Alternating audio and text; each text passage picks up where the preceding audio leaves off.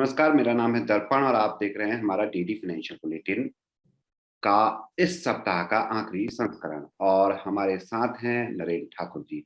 नमस्कार सर, कैसे हैं आप? खर्चा पानी मैं में स्वागत मैं ठीक हूँ। आपका भी स्वागत, हम दोनों का स्वागत। और दर्शकों का भी। बिल्कुल, दर्शकों का भी हाँ। स्वागत है। और दर्शकों को बता देता नरेंद्र सर कि हमारे लाइनअप में आज 3 खबरें हैं। हम्म। सबसे पहले ब्याज दरों की बात करेंगे। और ब्याज दरों से जुड़ी हुई 2 खबरें हैं, एक डोमेस्टिक है, एक इंटरनेशनल है। डोमेस्टिक तो ये है कि एसबीआई ने ब्याज दरों में 0.10% की वृद्धि की है। और इंटरनेशनल ये है कि बैंक ऑफ इंग्लैंड ने इंटरेस्ट रेट में 0.15% की बढ़त करते हुए इसे 0.110 से 0.25 कर दिया है। दूसरी तरफ अमेरिका के बारे में हमने डिस्कस किया ही था। वहां के फेडरल बैंक ने भी अगले साल 3-4 चरणों में इंटरेस्ट रेट बढ़ाने की बात कही है। तो interest rate domestic international all over globe बढ़ रहे हैं। क्या इनको आपस में जोड़ के देखा जा सकता है या अलग अलग घटनाएं हैं? क्योंकि भारत में अगर आरबीआई के हिसाब से देखा जाए तो हमारे इंटरनेशनल हमारे जो इंटरेस्ट रेट हैं वो ठीक हैं और काफी समय से नियत बने हुए हैं। बिल्कुल, ये दो खबरें हैं कि जो एसबीआई ने 0.1% जो है वो इंक्रीज किया है। अपना जो बेस है, बेसिकली जो मिनिमम उनका जो रेट ऑफ इंटरेस्ट होता है, जो बेंचमार्क होता है, तो अब जो है 7.55% जो है उनका हम्म वो रेट ऑफ इंटरेस्ट रहेगा। हम्म और वही खबर जो है जो इंग्लैंड बैंक ऑफ इंग्लैंड है, हम्म वहां से भी आई है कि अब जो है उन्होंने 0.1 से 0.25 जो है वो रेट ऑफ इंटरेस्ट कर दिया है। हम्म तो ये दोनों खबरें ही जो हम पिछले 2-3 दिनों से दर्पण बात कर रहे हैं, हम्म उसी का कॉन्टेक्स्ट है कि आरबीआई ये कह ही रही है, मतलब डिबेट चल ही रही है आरबीआई में, जो मॉनेटरी पॉलिसी कमेटी होती है, कि हम्म क्या ब्याज दरें बढ़ाई जानी चाहिए। और उसका कारण हम पहले बात करते रहे हैं कि जो इन्फ्लेशन का जो रेट है, जो कीमतें हैं, जो मुद्रास्फीति है, वो बढ़ रही है, चाहे वो अमेरिका है, चाहे इंग्लैंड है, चाहे वो इंडिया है। हम्म तो उसका तरीका यही हो सकता है, एक जो जनरली ये गवर्नमेंट को, या एक तरह से जो सेंट्रल बैंक है, चाहे वो भारत का रिजर्व बैंक ऑफ इंडिया है, या बैंक ऑफ इंग्लैंड जो है वो इंग्लैंड का है, या फिर जो फेडरल रिजर्व जो है वो यूएस का है, उनकी ये एक क्लियर अंडरस्टैंडिंग है कि मौद्रिक नीति से हम इन्फ्लेशन को कंटेन कर सकते हैं। और इस कारण से यही हमारे पास खबर आई है कि बैंक ऑफ इंग्लैंड ने रेट ऑफ इंटरेस्ट बढ़ा दिया है। और वही खबर, अभी ये तो बात सही है कि जो आरबीआई ये थोड़ा रुके हुए हैं, अभी रिजर्व रुका हुआ है। सेंट्रल बैंक जो है दोनों, अमेरिका का और इंडिया का, वो अभी उनका स्टांस यही है कि हम कांस्टेंट रखेंगे बैंक रेट, या वो एक तरह से इंडिया में जो है उसको रेपो रेट बोलते हैं, कि कमर्शियल बैंक जिस रेट ऑफ इंटरेस्ट के ऊपर जो है वो सेंट्रल बैंक से लोन लेते हैं, तो अभी भी वो सेंट्रल बैंक जो भारत का है, आरबीआई, उसने वो 4% रखा हुआ है, जो रेपो रेट है। लेकिन क्योंकि उनको ये सिग्नल मिल रहा है, और इस तरह की बात है कि डिबेट एक चल रही है, कुछ लोग या कह रहे हैं, जो है उसमें ही आरबीआई में कह रहे हैं कि इसको अब बढ़ाया जाना चाहिए, कि इन्फ्लेशन थोड़ा आउटरीच हो रहा है। हम्म तो उसी के तहत जो है ये एसबीआई ने, मुझे लगता है क्या है, रियलिटी है, ये रेट ऑफ इंटरेस्ट चाहे वो मार्जिनल है लेकिन इंक्रीज किया है। आपने सही कहा। आरबीआई कई बार से 2 महीने में मॉनेटरी पॉलिसी कमेटी की मीटिंग होती है। और कई बार से इन्होंने जो रेपो रेट है और रिवर्स रेपो रेट है, जिससे कि ब्याज दरें बैंक्स की तय होती हैं और हमें किस ब्याज पे एफडी करने पे रिटर्न मिलेगा ये तय होता है, और हमें किस ब्याज पे लोन मिलेगा ये भी तय होता है। तो भारत में तो पहले से ही, मतलब अगर हम तुलना करें अमेरिका से, यूएस से और यूके से, तो भारत में तो पहले ही पर्याप्त ज्यादा है रेट ऑफ इंटरेस्ट। और बावजूद इसके कि ये कई समय से कम भी हुआ है, केवल कांस्टेंट ही नहीं रखा। कोविड के दौरान जब पहली वेव आई थी तब कम भी किया गया था रेपो रेट। तो इसको आप कैसे देखते हैं कि इसको अभी बढ़ाया जाना, जो अगली एमपीसी की मीटिंग होगी उसमें, या अगली 2-3 मीटिंग में बढ़ाए जाने की संभावना है, या अभी अभी इतनी जल्दी नहीं बढ़ाएंगे? जनरली जो हम कल बात कर रहे थे कि जो अमेरिका जो करता है वो उसका इम्पैक्ट जो है डेवलपिंग कंट्रीज पे होता है, वही फॉलो ऑफ जो है मुझे लगता है वो इंडिया भी करेगा। तो ये बात सही है कि अभी यूएस में ये अभी नहीं बढ़ा रहे हैं, लेकिन आने वाले साल में हम्म, यूएस में तो बोला ही जा रहा है कि हम तीन किस्तों में, तीन पार्ट्स में जो है रेट ऑफ इंटरेस्ट को बढ़ाएंगे। हम्म, तो मुझे लगता है कि अभी तो नहीं rate of interest central bank बढ़ाएगा, खासकर रेपो रेट। लेकिन एक तरह से ग्राउंड लेवल पे इसको बोले ना बॉटम अप अप्रोच ये बोल रही है कि हम्म, प्रेशर आ गया है कमर्शियल बैंक के ऊपर, और उसके तहत ही एसबीआई ने वो रेट ऑफ इंटरेस्ट बढ़ाया है। हम्म, और दूसरा पॉइंट आप ये कह रहे थे कि अमेरिका या मतलब जो डेवलप कंट्रीज हैं वहां तो रेट ऑफ इंटरेस्ट जो है नियर टू जीरो है। जैसे हम बात कर रहे थे बैंक ऑफ इंग्लैंड का जो है वो रेट ऑफ इंटरेस्ट 0.1% था इससे पहले। तो वो जी, नियर टू जीरो ही रेट ऑफ इंटरेस्ट है, और वही हालत जो है। और मुझे याद है, मतलब उसको थोड़ा हम लेमैन लेवल पे बात करें, कि मैं अब 2018 में अमेरिका में गया था। तो एक मेरे दोस्त हैं वो वहीं पे सेटल्ड हैं जॉर्ज टाउन यूनिवर्सिटी में। तो उन्होंने कहा मैंने घर भी ले लिया, गाड़ी भी लिया। तो मैंने मजाक में पूछा कि आपकी नौकरी से अभी 2 साल हुई है और हम लोगों को 20 साल हो गए नौकरी करते हुए दिल्ली यूनिवर्सिटी में, और हमारी हिम्मत नहीं हो रही है कि दिल्ली में हम घर खरीद पाए, तो ये क्या कारण है? तो उन्होंने कहा ही, और जो मुझे पता भी था कि जी हमारा रेट ऑफ इंटरेस्ट तो जीरो है, तो एक तरह से हम उधार ले लेते हैं और जो कमाते रहते हैं वो थोड़ा थोड़ा वापस करते रहते हैं। लेकिन यहाँ पे तो जो मैं कह ही रहा हूँ ना, जो चलो हम लोग तो दूसरे ब्रैकेट में आते हैं इनकम के, लेकिन आम आदमी के लिए भी वो मुश्किल हो जाता है यहाँ पे कि इतना हाई रेट ऑफ इंटरेस्ट है।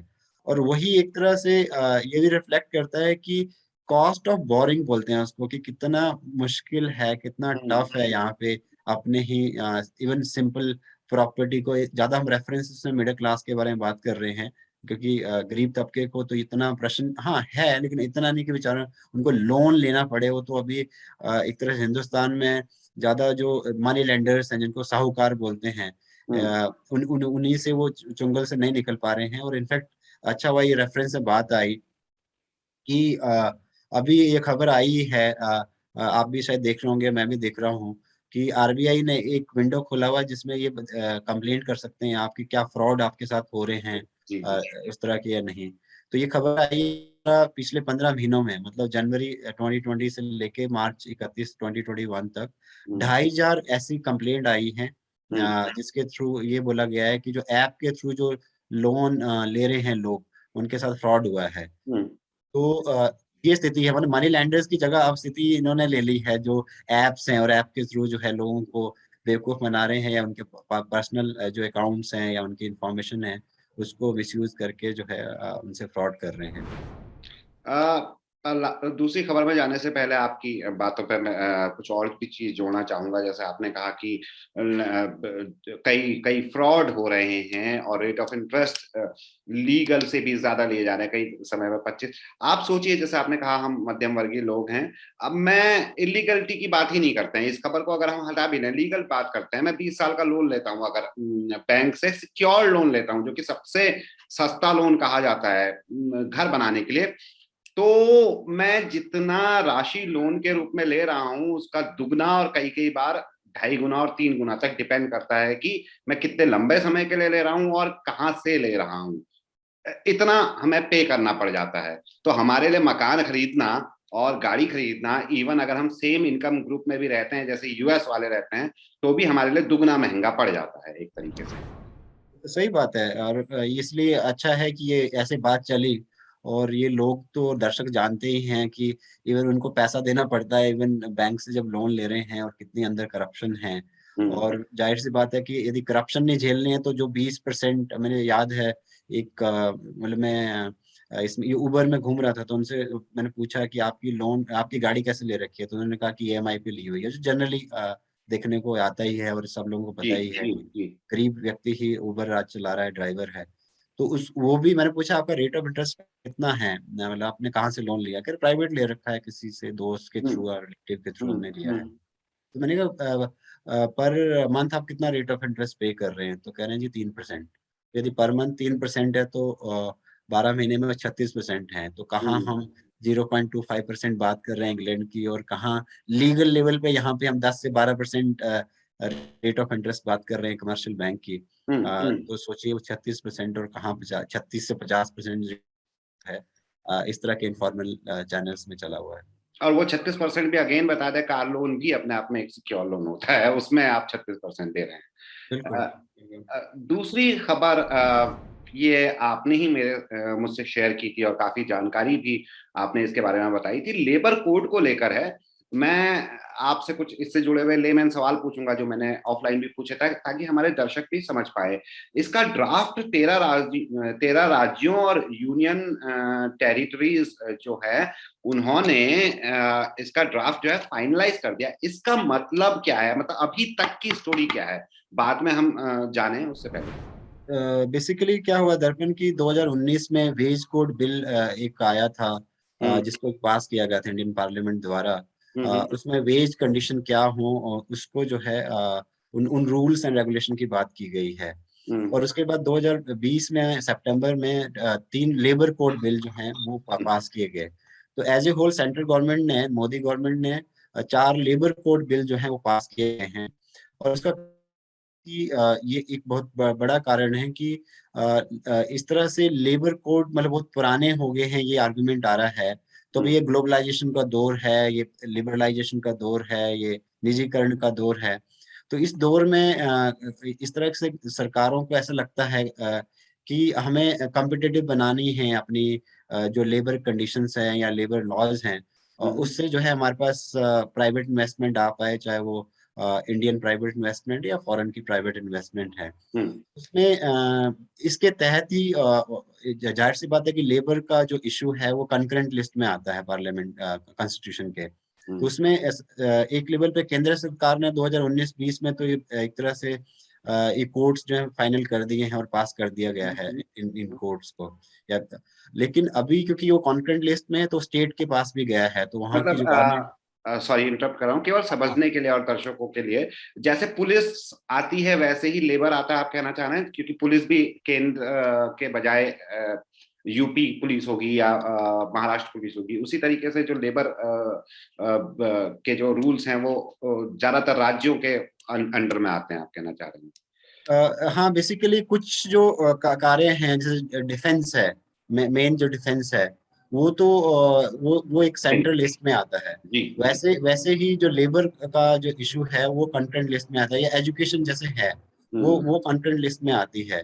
तो इसलिए जब भी कभी भी कानून बनाए जाते हैं तो वो केंद्र सरकार भी बनाती है और साथ में राज्य सरकारें भी उसको पास हम्म करती है, जिससे कि कन्वर्जेंस रहे, एक ही नियम रहे और दोनों केंद्र सरकार और राज्य सरकारें उसको इम्प्लीमेंट कर पाए। तो हम्म जो 2019-20 में जो एक तरह से ग्राउंड वर्क कर रखा है सेंट्रल गवर्नमेंट ने इन इन कोड्स को फाइनल करने का, वो अब स्टेट गवर्नमेंट के पास गया हुआ है। तो हम्म यही अभी जो लेबर मिनिस्टर है हमारे भूपेंद्र यादव, वो ये कह रहे हैं कि 13 सरकारें जो हैं, राज्य सरकारें जो हैं, वो भी अब फाइनल कर चुकी हैं अपने ड्राफ्ट को, हम्म जो लेबर कोड्स हैं। हम्म तो वही बात है। और इसमें चैलेंजिंग इश्यूज भी हैं कि क्यों ये चेंज हो रहे हैं, हम्म। वो हमें देखने की बात है।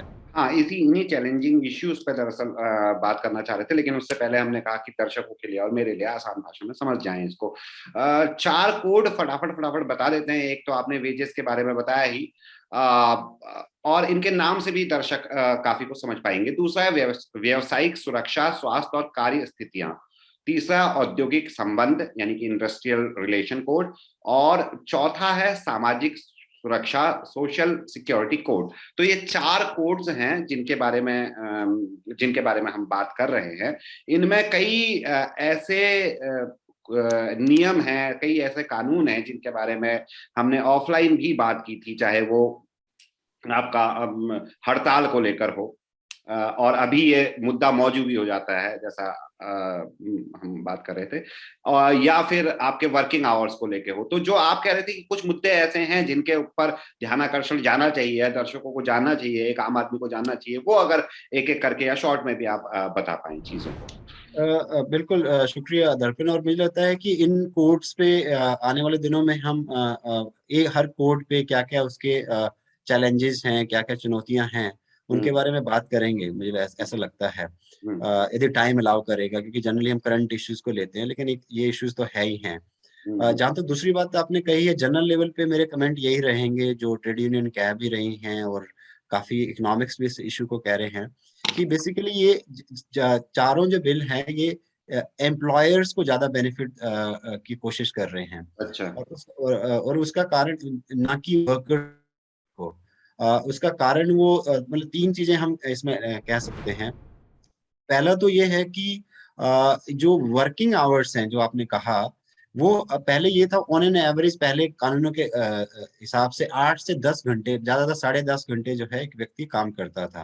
अब क्या हो रहा, इस वाले कानूनों, इन कानूनों में क्या कहा गया है कि अब जो है 12 घंटे जो है वो मिनिमम जो है वर्किंग आवर्स होंगे। तो ये एक बड़ा चेंज है।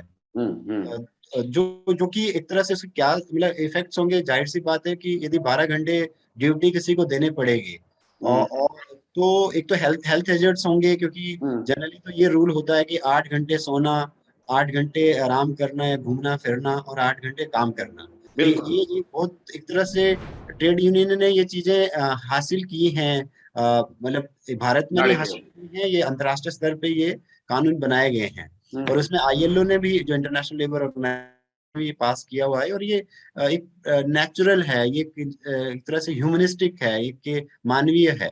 हम्म। तो यदि वो 12 घंटे कर दिया जाएगा तो कहीं ना कहीं अमानवीयता की प्रश्न इसमें आ रहा है। दूसरी चीज ये इसमें ये कही जा रही है कि ट्रेड यूनियन को अब जो है 3 महीने पहले, लगभग 3 महीने पहले जो है एम्प्लॉयर से परमिशन लेनी पड़ेगी स्ट्राइक के लिए। हम्म। जबकि पहले ये था कि 14 दिन का नोटिस देना पड़ता था, ये कानून पहले के कानून थे। लेकिन इन कानूनों के ये तहत ये हो रहा है कि अब आपको 3 महीने पहले नोटिस देना पड़ेगा। देखिए, वो उससे स्ट्राइक करना डिफिकल्ट हो जाएगा। 3 महीने कैसे नोटिस आदमी दे सकता है कि यदि मान लीजिए जितनी ट्रेड यूनियन है वो प्लान कर रही है कि हमें वेज जो है ठीक नहीं मिल रही है, या कहीं हमारा एक्सप्लोटेशन हो रहा है, या हमारा जो कॉन्ट्रैक्टर है वो गड़बड़ कर रहा है, तो जाहिर सी बात है कि जब वो दुखी होंगे तो वो ज्यादा ज्यादा 14 दिन का नोटिस जो था मतलब जस्टिफाइबल था। लेकिन हम्म। 3 महीने के नोटिस में तो एक तरह से स्ट्राइक करना ही डिफिकल्ट हो जाएगा। तो जो मैं बात कर रहा था, या ज्यादातर लोग जो कह रहे हैं कि वो एक तरह से श्रमिकों के लिए मुश्किल हो जाएगा, एम्प्लॉयज के लिए मुश्किल हो जाएगा, और एम्प्लॉयर के लिए उतना ही आसान हो जाएगा। और तीसरी चीज है जो प्रोमिनेंट इसमें कही जा रही है, कि भारत में पिछले काफी सालों से कॉन्ट्रैक्ट लेबर जो है बढ़ी है, और उसमें कॉन्ट्रैक्टर का रोल बड़ा है। हाँ, जो कॉन्ट्रैक्टर होते हैं, तो उस कॉन्ट्रैक्टर का पहले रिस्पॉन्सिबिलिटी होती थी कि एक तरह सिक्योरिटी सिस्टम जो होगा या हेल्थ हेजर्ड्स जो होंगे, उसकी जिम्मेदारी जो है उनके पास होगी, उस कॉन्ट्रैक्टर के पास होगी। लेकिन अब वो जिम्मेदारी हटा दी गई है, और उसको मतलब काफी मतलब डाइल्यूट कर दिया गया है। तो इसका मतलब कोई भी यदि एम्प्लॉयर को, एम्प्लॉयज को समस्या आएगी या श्रमिक को समस्या आएगी, तो वो कॉन्ट्रैक्टर उतना रिस्पॉन्सिबल नहीं होगा। तो जबकि हमें मालूम है कि हिंदुस्तान में और हम बात करते रहे हैं इस पे, 80 से 90% जो है वो इनफॉर्मल सेक्टर है, और उसमें कॉन्ट्रैक्चुअल जो वर्कर्स हैं वो ज्यादा हैं, और उसका नंबर बढ़ता गया है पिछले 30 सालों से, और खासकर पिछले 10 सालों से। तो यदि कॉन्ट्रैक्टर को आप रिस्पॉन्स देंगे, जिसमें हम एग्जांपल दे सकते हैं, उसको आसान भाषा में कहना चाह रहा हूँ मैं, कि मान लीजिए जो कंस्ट्रक्शन वर्कर्स हैं, और वो हम हर जगह देखते हैं, हर राज्य में देखते हैं, दिल्ली में भी देखते हैं, कि कॉन्ट्रैक्टर ही उनको कंस्ट्रक्शन के लिए लगाता है। और यदि वो जिम्मेदारी न ले, यदि एक्सीडेंट कोई हो जाए, तो फिर जिम्मेदारी कौन लेगा? जी। यानी कि आपने एक तो उसको कॉन्ट्रैक्टर रखा रखा वैसे ही वो इनसिक्योर है वर्कर, वैसे ही वो इनफॉर्मल है, वैसे ही उसकी वेज जो है फिक्स नहीं है। तो पीएफ आप नहीं है, इंश्योरेंस नहीं है। बिल्कुल, और उसमें आप ये कह रहे हैं कि कॉन्ट्रैक्टर भी नहीं रिस्पॉन्सिबल होगा, तो फिर कौन रिस्पॉन्सिबल होगा? तो ये तीन प्रोमिनेंट में कमेंट करने थे, लेकिन इसको डिटेल हम आने वाले दिनों में बात करेंगे, क्या क्या चुनौतियां इन बिल्स की है, जी या इन बिल्कुल। कोड्स की है, चारों कोड्स की। हम्म। इन इन इन कोड्स के बारे में हम आने वाले दिनों में बात करेंगे, क्योंकि हमें हमें हेडलाइंस भी मौका देंगी। कुछ चीजें हैं जिनकी ओर को मेरा ध्यान जा रहा है, तीसरी खबर पर जाने से पहले मैंने नोट भी कर रखी है।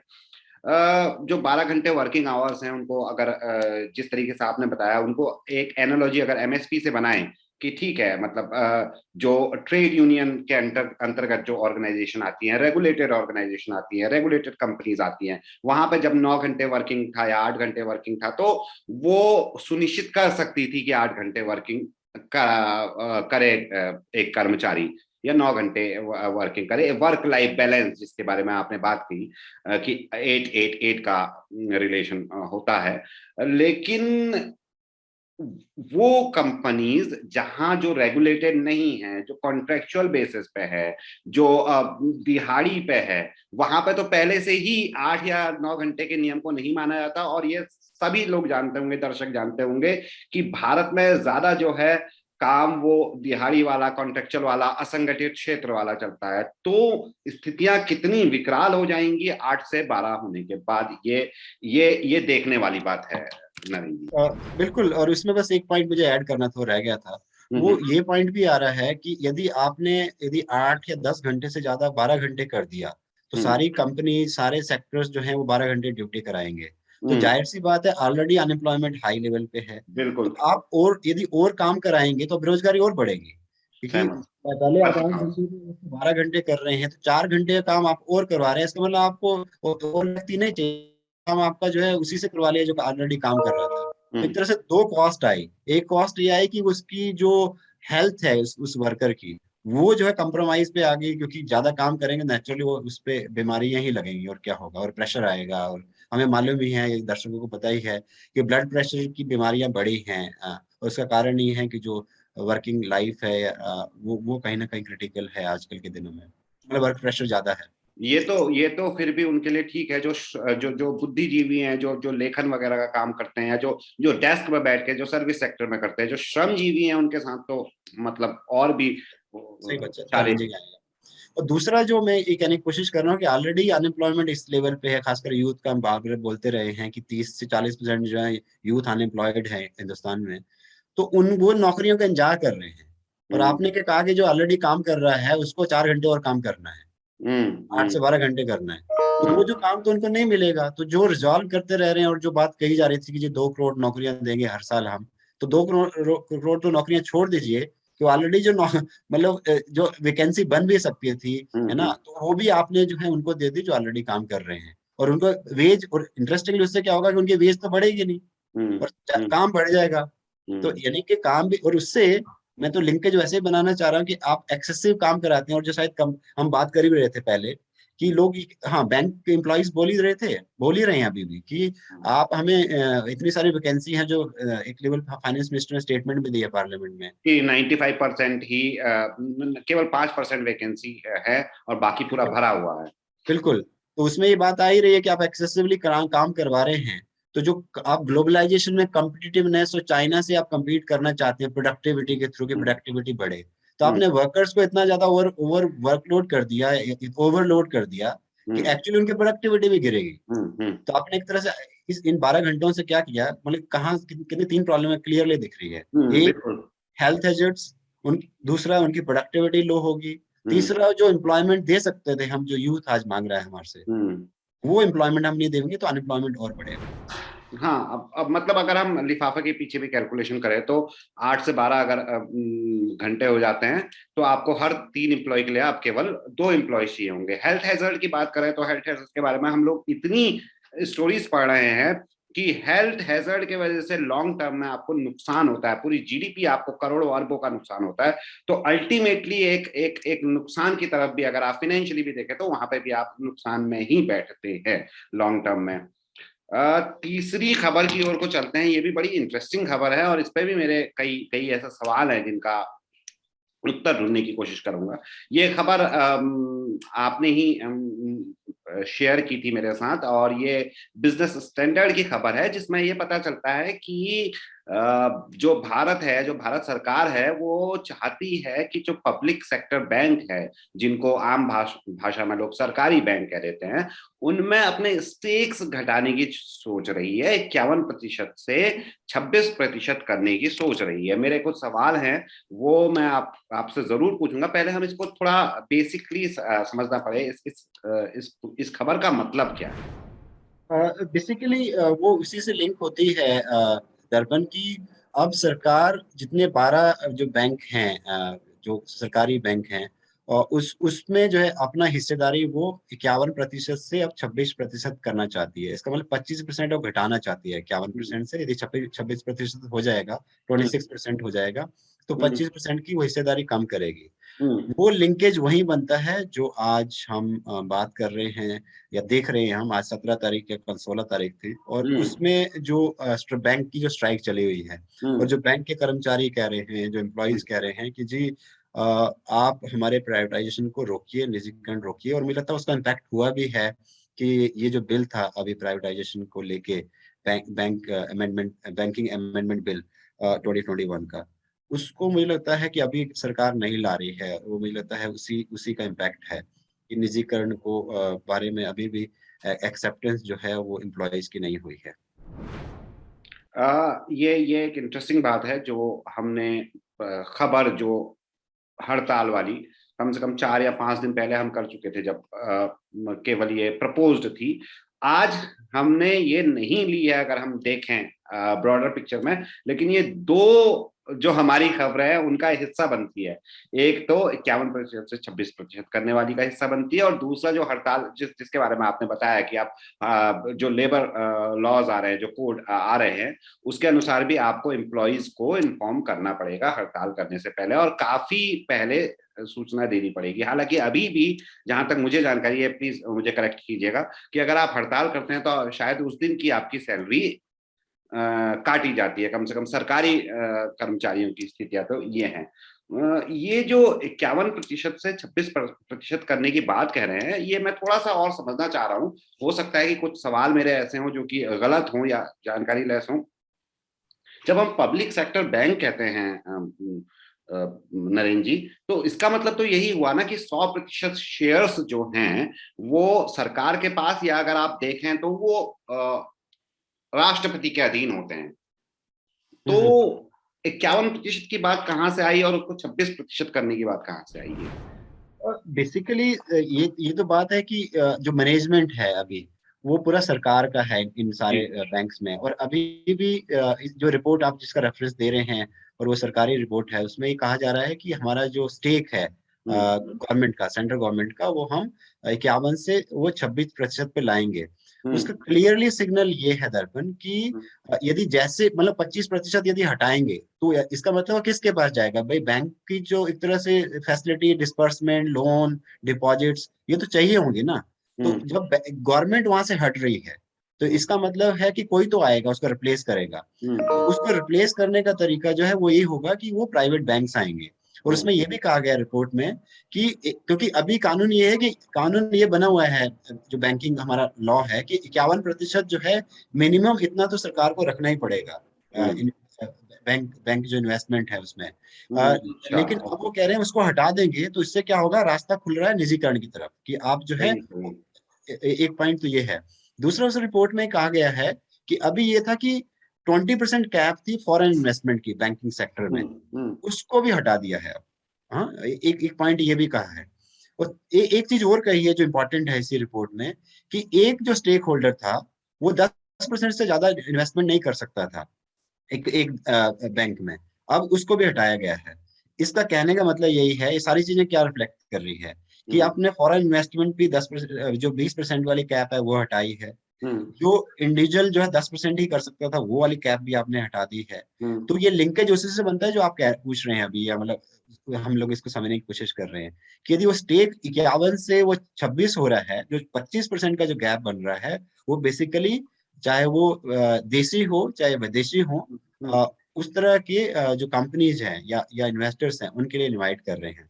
ये जरूर है, मतलब ये आगे मैं इसको लिंक भी कर रहा हूँ, जो कल की खबर से हम लिंक कर सकते हैं उसको, कि अभी भी आरबीआई में ये अभी भी डिस्प्यूट है या एक डिबेट है। और वो डिप्टी गवर्नर ने कल कहा, ये खबरों में बात आई भी है कि यदि आप बैंकिंग को और इंडस्ट्रियल एक तरह से सेक्टर को दोनों को ओवरलैप करने लगेंगे तो रिस्क जो है एनपीए का या डिफॉल्ट्स का वो इंक्रीज करेगा। वो ऑलरेडी इस टाइम जो है बैंकिंग सेक्टर डिफॉल्ट का रिस्क झेल रहा है। और हम फोरकास्ट कर रहे हैं, मतलब ये फोरकास्टिंग आई है गवर्नमेंट की तरफ से, आरबीआई की तरफ से, कि 10% एनपीए 2022 में रहने वाला है। तो इससे कहीं ना कहीं ये मतलब एक तरह से उसको मैं आगे बढ़ाने की कोशिश कर रहा हूँ, लिंकेज कर रहा हूँ हम्म। कि कि आप एक तरह से ये क्यों किया जा रहा है, मतलब ये कहने की कोशिश कर रहा हूँ, और उसका सोल्यूशन सरकार क्या चाह रही है।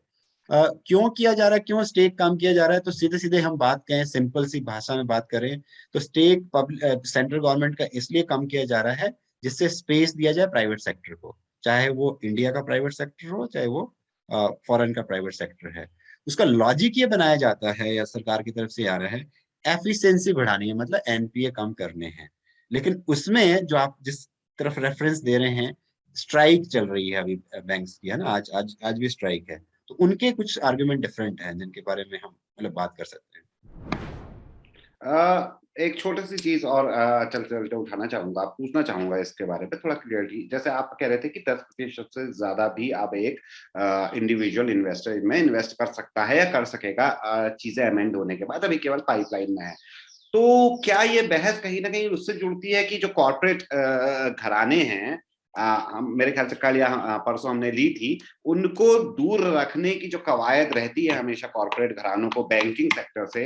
यहाँ पे अगर कोई कॉर्पोरेट घराना 10% से ज्यादा शेयर ले लेता है या 11% से ज्यादा, या सॉरी उससे ज्यादा 10% से ज्यादा शेयर ले सकता है, तो वो वहां पे उसका मालिकाना हक या मालिकाना हक नहीं भी होगा तो बोर्ड ऑफ डायरेक्टर्स में बैठने की उसकी क्षमता बढ़ जाएगी, क्या उससे जोड़ सकता है? अन्यथा ये होगा कि नियम वो अलग रहेंगे, कॉर्पोरेट ले ही नहीं सकते, ऐसा होगा, क्या लगता है? या फिर अभी पाइपलाइन में सब कुछ? मेरे तो सिंपल शब्दों में कहें, और ये मतलब इसमें क्लियरली निजीकरण का ये एक तरह से मूव है गवर्नमेंट की तरफ से। और निजीकरण भी इस तरह का जिसमें कि बिल्कुल आप ठीक बोल रहे हैं, मोनोपोली बोलते हैं उसको, एकाधिकार करना, मतलब आप बड़े इंडस्ट्रीज को, आप आप चिप्स भी बना रहे हैं, आप मोबाइल भी बना रहे हैं, आप नेटवर्क भी दे रहे हैं, और बैंक भी चला रहे हैं। तो एक हम्म। तरह से मोनोपोलाइज करने का है, जिससे कि जो मतलब रिपोर्ट्स आ भी रही हैं, जो वर्ल्ड जो इनक्वालिटी रिपोर्ट आई है उसमें कहा ही है कि जो टॉप 1% है, चाहे वो अमेरिका में है चाहे इंडिया में है, उसका शेयर बढ़ रहा है। और जाहिर सी बात है कि जब टॉप 1% का शेयर आप ऐसे ही बढ़ता है, ये इसके तरीके यही होते हैं, तो वो तरीके वही हैं जो जो तो इसका मतलब साइड इफेक्ट यही आ रहा है। इसलिए मुझे लगता है ट्रेड यूनियन भी इसलिए विरोध कर रही हैं, और वो मुझे लगता है दर्शकों से हम शेयर कर सकते हैं कि वो क्या कह रही हैं। वो हम्म। यही कह रही हैं कि जो एनपीए होते हैं, हम्म। वो एनपीए वो एम्प्लॉयज नहीं करते हैं, वर्कर्स नहीं करते हैं, वो कहीं ना कहीं लोन दिलाए जाते हैं और उनका फिर डिफॉल्ट होता है, और उसके बाद जो है जब पे नहीं किए जाते तो उनको राइट ऑफ कर दिया जाता है। और जो डेटा पहले दिखाया भी, और वो ट्रेड यूनियन यही कह रही है कि पिछले सालों में 9 लाख करोड़ रुपया जो था वो एनपीए था, और उसमें से रिकवरी जो है वो 2 लाख लगभग, रियली 2 लाख करोड़ जो है, उतनी ही रिकवरी हुई है। तो इतना अमाउंट जो है छूट रहा है, वो कौन है? तो इनफैक्ट ट्रेड यूनियन ये डिमांड कर रही है कि उनके नाम बताए जाएं जिनको आपने माफ कर दिया हो। तो ये हम्म। बहुत बड़ी डिमांड है, जिससे कि गवर्नमेंट को ये कहा जा रहा है कि आप नाम बताइए कौन लोग हैं वो। हम्म। तो ये बहुत, और ये जिनका लोन माफ किया गया एक तरह से, और वो कौन लोग हैं जो कि एनपीए कर रहे हैं, हम्म। हम्म। जिनका लोन माफ किया गया एक, और जो एनपीए कर रहे हैं वो भी बताए जाएं। और इनफैक्ट ट्रेड यूनियन ये भी डिमांड कर रही है, वो बड़ा मतलब एक तरह से ठीक ही डिमांड है, कि आपने तो मर्जर किए थे, 10 बैंक से 4 बैंक बना दिए, तो उसमें क्या हुआ है कि नौकरियां जो लगभग 9 लाख लोग काम कर रहे थे, अब हम्म। जो है वो लगभग 7.5 लाख हो गए हैं। हम्म। तो ये 1.5 लाख जो बेरोजगारी बढ़ी है, तो हम्म। उसके जो मर्जर से, तो आप कह रहे थे कि जी नौकरियां बढ़ेंगी और जो है इंक्रीज करेगा हमारा स्टाफ और हम एम्प्लॉयमेंट प्रोवाइड करेंगे, तो ये नौकरियां कम हो गई हैं, तो उसका जवाब तो आपको देना होगा। तो उसमें वो आप कह रहे हैं, एक तरह से लास्ट पॉइंट है ये, कि एक तरफ आप कह रहे हैं कि हम एफिशिएंसी बढ़ाना चाहते हैं, और एफिशिएंसी का मतलब है कि अच्छी डिलीवरी हो, डिपॉजिट जो है सिक्योर रहें, आप नौकरी दे पाए, एनपीए जो है कम रहें। लेकिन जिस तरह की चीजें और इस राइट लेकिन जिस तरह की चीजें हो रही हैं उससे जैसे उल्टा हो रहा है, आप बेरोजगारी बढ़ा रहे हैं, एनपीए बढ़ रहे हैं, और उसमें सोल्यूशन जो सरकार चाह रही है, जो ट्रेड यूनियन बोल रही है, वो चाह रही है कि निजीकरण के थ्रू जो है ये सारी समस्याओं का हल हो जाएगा। कह रहे हैं कि तो यानी कि बात तो फिर लॉजिकली हम बात लिंक कब कर लें, कि एक साइड रिपोर्ट ये कह रही है कि देखिए कि आप जो है 10% जो है उससे ज्यादा एक इंडिविजुअल लगा सकता है बैंक बैंक में, आप जो है जो स्टेक है वो आपने कम करवा दिया है, और लास्ट में आप ये भी स्टेटमेंट देते हैं, जिसको कि बिटवीन लाइन्स हमें समझना होगा, कि हमारा मतलब गवर्नमेंट की तरफ से स्टेटमेंट आ रहा है कि हमारा कोई निजीकरण का एजेंडा नहीं है, हम्म, लेकिन जितनी हकीकत है और हम्म, जो ट्रेड यूनियन कह रहे हैं उसमें तो यही दिख रहा है कि निजीकरण एजेंडा है। और जो सोल्यूशन आप चाह रहे हैं वो हम्म, सोल्यूशन निजीकरण से नहीं आएगा। एफिशिएंसी के लिए जो हम पहले बातें कर रहे हैं कि हम्म, जी जो वर्किंग कंडीशन है, ये हम्म, मैं तो उसको आगे भी यदि मान लो सोल्यूशन के बारे में थोड़ा सा बात कर ले, दर्शक को आसानी से समझ जाएंगे। अरे हमारे पास हर साल हिंदुस्तान में लगभग 1.5 करोड़ ग्रेजुएट्स आते हैं। हम्म, ग्रेजुएट समझ पा रहे हैं, जो बीए या बीकॉम या बीटेक या बीएससी या ये डिग्री या है ना वो कर रहे हैं। तो जब वो आ रहे हैं तो उनको तो आपको नौकरियां देनी थी नहीं, हम्म, और उनको वो अच्छे खासे वो प्रोडक्टिव भी हो सकते हैं, उनकी प्रोडक्टिविटी भी हाई हो सकती है। हम्म, अब बैंक तो उनकी एक तरह से एक तो पहले तो नौकरियां दीजिए, हम्म, दूसरा जो है उनकी प्रोडक्टिविटी के लिए इस तरह के इंसेंटिवाइज करिए, जो रिफॉर्म सच वाले रिफॉर्म्स, ऐसे रिफॉर्म्स नहीं जो कि और डिस्टॉर्ट कर दे आपकी इन्वेस्टमेंट को, आपकी एफिशिएंसी को, बल्कि भाई सिंपल शब्दों में, और इसको मैं सिंपली एफिशिएंसी बार बार ऐसे बोलने से कुछ फायदा नहीं है। एफिशिएंसी का मतलब है कि जो कार्य किया जा रहा है वो जिन घंटों में उन्होंने कहा उस उन घंटों में उन्होंने उसको परफॉर्म किया और अच्छे से परफॉर्म कर दिया। एग्जाम्पल और सिंप्लीफाई उसको करें कि एक व्यक्ति को लोन चाहिए था, उन्होंने जितने भी लीगल डॉक्यूमेंट्स थे उनके लिए और उनको लोन मिल गया, और वो अपना जो है उसका लोन को वापसी के लिए उस जिस हम्म, जिस डेट पर उन्होंने कहा है कि आप अपनी ईएमआई वापस कर देंगे, ईएमआई वापस कर रहे हैं, या डिपॉजिट्स कर रहे हैं कोई बैंक में, तो उसका जो सिक्योरिटी रखें कि भाई कौन डिपॉजिट करने आ रहा है, कोई ऐसा कोई फ्रॉड ना हो जाए, उसकी चेक एंड बैलेंस रहे। तो जाहिर सी बात है जिन ग्रेजुएट्स को आप एंगेज करेंगे, इन यूथ को, जो हम इसको हम कहते हैं कि डेमोग्राफिक डिविडेंड है ना, उन लोगों को अच्छे से इस्तेमाल करेंगे तो एफिशिएंसी अपनी आप जो है इम्प्रूव करेगी, उनकी वेज भी अच्छी होगी, उनकी वर्किंग कंडीशन भी अच्छी होगी, और अच्छे से हम अभी तो हम चाइना से ही बात कर रहे हैं, चाइना से आराम से कंपीट कर पाएंगे, क्योंकि अल्टीमेटली प्रोडक्टिविटी का इशू है और कुछ नहीं है। जिनकी प्रोडक्टिविटी हाई होगी, कम टाइम में अच्छा प्रोडक्शन करें, और वो जब ही हो सकता है जब आपकी जो ऑलरेडी हम हमारे पास youth generation highest global level पे है। हम्म, हाँ मतलब जो ये जो यूथ है हमारे पास, जो 18 टू खासकर बोला जाता है 29 ईयर्स जो एज ग्रुप है, उसमें हाईएस्ट पॉपुलेशन है इस टाइम, उसका यूज इस तरह के बैंकिंग सेक्टर में हो, वो ज्यादा बेहतर है, मुकाबले ये कि आप उसको मोनोपोली एकाधिकार बना दें, कुछ इंडस्ट्रीज को दे रहे हैं, ऑलरेडी वो कहीं पे इन्वेस्टमेंट कर रहे हैं, उसके तहत तो नौकरियां और कम हो जाएंगी, और जो हमारा अपना ह्यूमन रिसोर्स है या जो हमारी ह्यूमन कैपिटल जिसको बोलते हैं, वो अच्छे से इस्तेमाल नहीं हो पाएगा।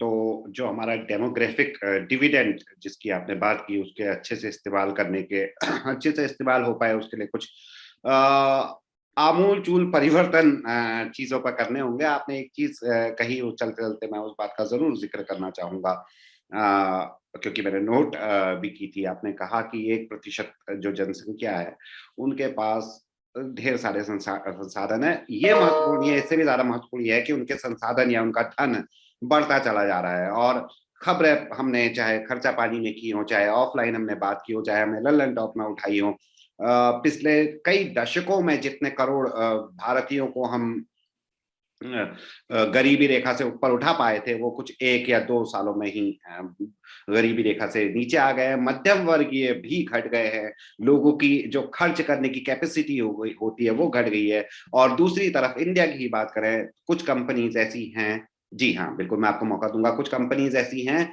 जो आपको 10 गुना या 11 गुना तक डिविडेंड देती हैं। आपको भारत का ही नहीं, एशिया जिसमें चाइना और सिंगापुर जैसे देश भी शामिल है, वहां का पहला या दूसरा सबसे अमीर आदमी बना देती हैं। जी प्लीज प्रोसीड कीजिए। बस इसी को आपको कम्प्लीमेंट करते हुए कि दो चीजें रह गई थी उसमें, मैं कहने की जो ट्रेड यूनियन क्या डिमांड कर रही है, खासकर ये जो प्राइवेटाइजेशन के मूव को प्रोटेस्ट कर रहे हैं, वो जो डिमांड है मैंने पहले हमने बात की, उसके अलावा दो डिमांड वो कर रही हैं। एक तो ये कि जो आप प्राइम लैंडिंग होती है, जो एग्रीकल्चर सेक्टर या स्मॉल स्केल इंडस्ट्रीज है, उसमें मिनिमम 40% जो लोन होते हैं वो डिस्पर्स करने होते हैं। हम्म, तो वो नहीं किए गए हैं पिछले कुछ सालों से। और यदि आप निजीकरण कर देंगे तो वो 40% क्यों कैटर होगा ही नहीं। तो इसका मतलब है कि जो ऑलरेडी जो एक मार्जिनलाइज सेक्शन है, small scale industry, agriculture sector या छोटे शॉपकीपर्स, उनको लोन नहीं दे मिलेगा। तो इसका मतलब है कि उसमें क्रिटिकल पॉइंट आएगा। दूसरा जो पॉइंट ये कहा जा रहा है कि ऑलरेडी 1.5 लाख नौकरियां कम हो गई है 2017 के मुकाबले 2021 में बैंक्स में, बैंकिंग सेक्टर में। तो यदि प्राइवेट सेक्टर आ जाएगा तो जो SC ST OBC जो रिजर्वेशन है उसको आप कैसे इंश्योर करेंगे? मतलब वो एक और चैलेंज कर रहे हैं, मतलब उसका जवाब वो मांग रहे हैं एक तरह से सरकार से। तो ऑलरेडी क्योंकि प्राइवेट सेक्टर में तो रिजर्वेशन नहीं है, तो फिर जो सोशल सिक्योर, एक तरह से सोशल इक्विटी की जो बात हो रही है, सोशल जस्टिस की जो बात होती है, उसको आप इंश्योर कैसे करेंगे? इसका मतलब सोशली जो मार्जिनलाइज सेक्शन है उसकी उसकी कैटर आप कैसे करेंगे यदि यह निजीकरण हो जाएगा? दूसरा, जो मार्जिनलाइज सेक्शन जो स्मॉल स्केल इंडस्ट्रीज हैं, एग्रीकल्चर सेक्टर है इंडिया में, इंडियन इकोनॉमी में, उसको आप कैसे कैटर करेंगे निजीकरण से? इस कारण से, और यदि हम, आपने बिल्कुल सही बोला कि टॉप 1% यदि वो इनइक्वालिटी बढ़ती जा रही है और मैक्रो लेवल डेटा वो इंटरनेशनल पे भी दिख रहा है, नेशनल पे भी दिख रहा है, तो यानी कि ये दो चीजें तो बिल्कुल उसी की तरफ रिफ्लेक्ट कर रही हैं। यही मैं कहना चाह रहा था। जी, बहुत बहुत शुक्रिया नरेंद्र जी। बहुत चीजें जानने को मिली। मैंने कहा था शुरू में भी कि मैं पेन और पेपर लेके बैठ गया हूँ। कई चीजें क्लियर हुई, और जैसा कि आपने कहा कि हम कुछ दिनों बाद अंतराल पे और भी चीजें क्लियर करते रहेंगे। केवल खर्चा पानी का उद्देश्य भी नरेंद्र जी केवल वर्तमान जो खबरें चल रही है, जो करंट अफेयर्स है, उनको, उनके बारे में जानना, उनकी तह तक जाना ही नहीं है। वो भी एक इश्यू है, वो भी बड़ा एक कंसर्न है। लेकिन खर्चा पानी का एक और उद्देश्य ये भी है कि लोगों को हम आसान भाषा में समझा पाए, जिनके लिए अर्थव्यवस्था जरूरी है, जिनके लिए खर्चा पानी के बारे में जानना जरूरी है, उन्हीं को अर्थशास्त्री दूर रखते हैं कि तुम्हारे बस का नहीं है समझना। उनके लिए हम खर्चा पानी लेके आते हैं। बहुत बहुत शुक्रिया। बिल्कुल बिल्कुल शुक्रिया आपका, और आप भी अच्छे से कॉम्प्लीमेंट करते हैं और दर्शक भी, तो इसलिए ये म्यूचुअल ही लर्निंग है और नॉलेज है जिसको हम शेयर करते रहे हैं। और कल भी कह रहा था मैं, आज भी यही बात कह रहा हूँ कि आप भी बहुत अच्छे से उसको कॉम्प्लीमेंट कर रहे हैं और दर्शक भी, इसलिए मुझे सीखने का मौका मिल रहा है। जी, और चूंकि दर्शकों के बारे में आपने कह ही दिया, मैं फिर से उनसे लास्ट में कहूंगा कि कोई भी कमेंट हो, कोई भी राय हो, कुछ भी अच्छा लगा हो इस शो, इस विशेष एपिसोड को लेके, या इन जेनरिक कोई परिवर्तन चाहते हैं, जरूर बताइएगा। हम हर कमेंट पढ़ते हैं और उसी हिसाब से अपने आप को परिवर्तित करने की कोशिश करते हैं। एक बार फिर से शुक्रिया। Happy weekend.